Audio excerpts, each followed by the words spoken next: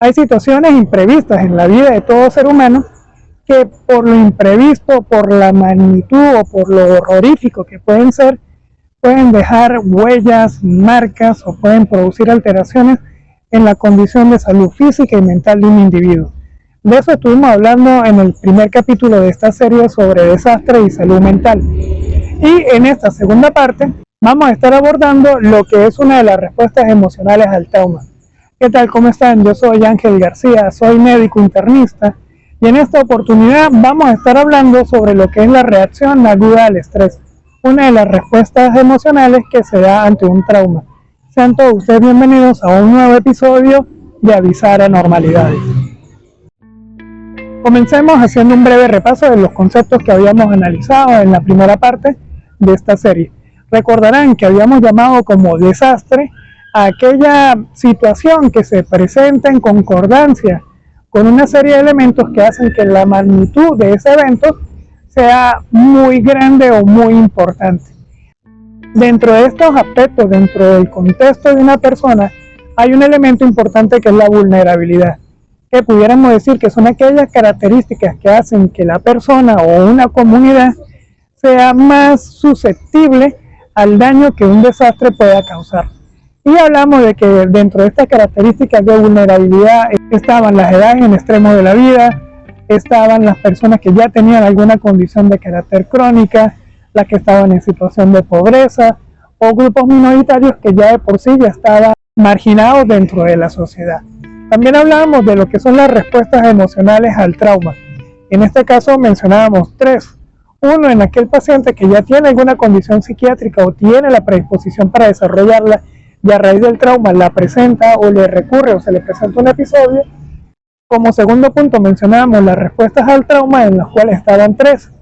Era la reacción aguda al estrés, que es de la que vamos a hablar hoy, el estrés postraumático y los trastornos de adaptación. Y por último teníamos algunas condiciones psicosomáticas que no podían ser consideradas dentro de los grupos anteriores. Entonces, ya hoy nos vamos a centrar en hablar de lo que es el trauma y esto que es llamado la reacción aguda al estrés. Empecemos con el primer concepto del día, y este va a ser el de trauma, entendiéndose como trauma aquella lesión que produce un daño, bien sea físico o mental, a la persona que lo sufre. En este caso vamos a referirnos principalmente al trauma psicológico, es decir, a las lesiones de carácter mental o conductual que va a producir una situación X. Dentro de las primeras respuestas que vamos a tener ante un trauma está esta que es la reacción aguda al estrés. Y esta, según la clasificación internacional de enfermedades, se va a caracterizar porque tiene un tipo de respuesta que bien puede ser de carácter emocional, del comportamiento, de memoria, de carácter somático del cuerpo, que resultan de la exposición al trauma, que van a ser de carácter transitorio y que están plenamente justificadas por la naturaleza extrema u horrorífica del trauma. Los síntomas que se van a estar presentando dentro de este grupo de los que les mencioné estarían acá los síntomas que están asociados a la ansiedad, como sudoración, el aumento en la frecuencia cardíaca, palpitaciones, taquicardia. También vamos a tener síntomas como mareo, confusión, trastornos de la memoria, tristeza, desaliento, la persona se puede aislar socialmente. Y todo este tipo de síntomas pues va a estar plenamente justificada por la magnitud del evento a la que la persona está siendo sometida. Y todos estos síntomas pueden aparecer en las horas siguientes de la exposición al trauma o incluso cuando uno retira aquello que está constituyendo el trauma de la persona. Desde el punto de vista técnico pudiéramos decir que se requieren para el diagnóstico de la reacción aguda al estrés tres elementos, que son: el primero es el evento.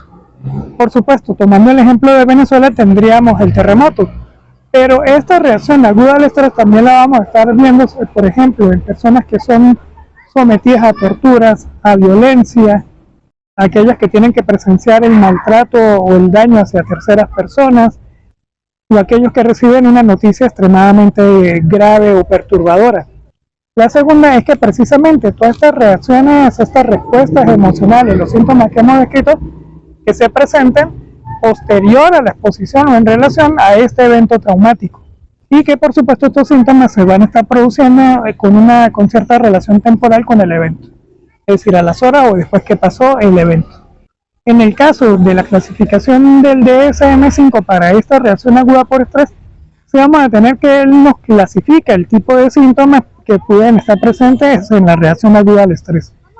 Aquí el manual nos va a hablar, por ejemplo, de la presencia de pensamientos intrusivos, que son este tipo de pensamientos que son de carácter invasivo, recurrentes, relacionados o que se van a manifestar como sueño, flashback, o que la persona todo el tiempo está pensando en ellos. Con la presencia de un ánimo negativo, es decir, la persona va a estar experimentando incapacidad para experimentar emociones de carácter positivo. Vamos a tener también síntomas de carácter disociativo, que son esta especie de que la persona llega como a un punto en donde se desconoce o no se ve como sí misma. A eso le llaman síntomas disociativos, porque la persona se divide, se disocia. Vamos a tener igualmente síntomas de evitación en donde la persona va a evitar de cualquier forma cualquier situación, conversación que le recuerde el evento traumático.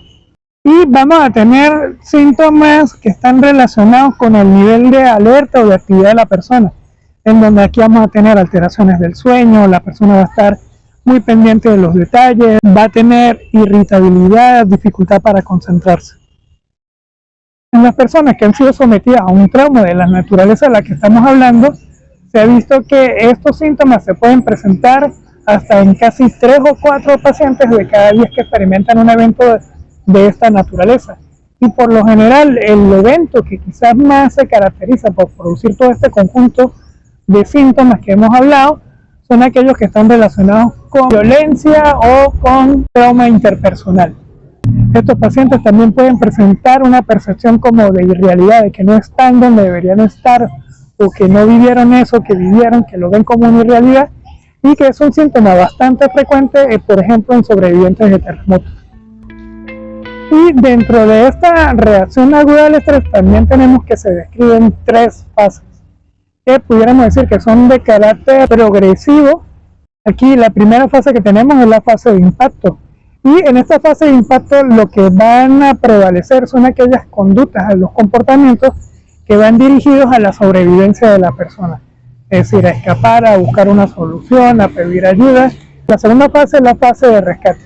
Y en esta fase los sobrevivientes van a estar experimentando una nueva realidad en donde se les ofrece seguridad, pero tienen que adaptarse a la nueva condición que se les está presentando. Y por último tendremos lo que vendría a ser la fase de recuperación, que es en donde todos estos eventos se transforman en memoria, pasan a ser recuerdos ya de la persona. Esta reacción aguda al estrés, ¿para dónde evoluciona? Se ha visto que en este tipo de pacientes la recuperación en una gran mayoría de ellos va a ocurrir sin necesidad de ningún tipo de intervención, va a ocurrir de manera natural. Y un grupo menor de pacientes sí va a experimentar o va a evolucionar hacia una condición llamada estrés postraumático. Existen algunos elementos que pudieran darnos pistas si una persona pudiera evolucionar eventualmente a lo que sería un trastorno por estrés postraumático. Sí los hay. Dentro de esto tenemos factores persistentes. Aquí estaríamos mencionando, por ejemplo, sexo femenino, el que ya la persona haya tenido o experimentado un trauma anterior y que tenga alguna condición, algún trastorno psiquiátrico preexistente y que sea de condición socioeconómica baja. También vamos a tener algunos factores de carácter peritraumático. Y estos se refieren a, por ejemplo, si la persona a raíz del trauma presentó algún evento disociativo, si tuvo un daño severo o si tiene una alta percepción de amenaza. Y por último tendríamos los factores postraumáticos, referidos a la ausencia de apoyo social. En cuanto al tratamiento de la reacción aguda por estrés tendríamos 2 cosas esenciales. Uno, que sería suministrar los primeros auxilios psicológicos, y como segundo vendría ya la aplicación de alguna terapia cognitiva. Entonces, la intención de este tipo de información es que podamos entender la respuesta que hay ante un evento de las magnitudes que tuvo, por ejemplo, el terremoto acá en Venezuela. Y que, por supuesto, esto nos permita no solamente comprender y ser más empáticos con las personas que lo sufren, sino también de repente poder reconocer aquellos eventos o aquellas manifestaciones de alarma que pudieran servirnos para darle orientación a la persona acerca de cuándo buscar ayuda o dónde buscar ayuda de carácter psicológico.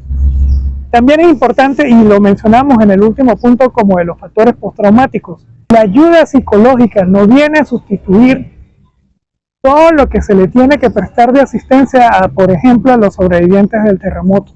Es solamente una parte. Si a todas estas personas no se les ayuda a que puedan tener un retorno conveniente y saludable a una vida normal, evidentemente la situación de trauma se va a estar prolongando en el tiempo. Si no tienen trabajo, si no tienen casa, si no tienen apoyo social, pero no tienen dónde ir a trabajar, no tienen cómo mantenerse, se entenderá que la situación toma unas magnitudes mucho mayores que la que simplemente pudiéramos observar por el efecto del terremoto. Entonces, en este caso, toda la consideración que se pueda tener al contexto de carácter social, económico, laboral, asistencial, en estos pacientes es supremamente importante para poderles prestar ayuda. Entonces, con esto ya cubrimos lo que sería la primera respuesta emocional al trauma. En el próximo episodio, en nuestro próximo encuentro, vamos a estar repasando lo que es el trastorno por estrés postraumático. En la descripción del video les voy a dejar alguna literatura recomendada y por haberme acompañado hasta acá, pues les estoy muy agradecido. Yo soy Ángel García, médico internista, y esto fue Avisar Anormalidades. Nos veremos en un próximo encuentro.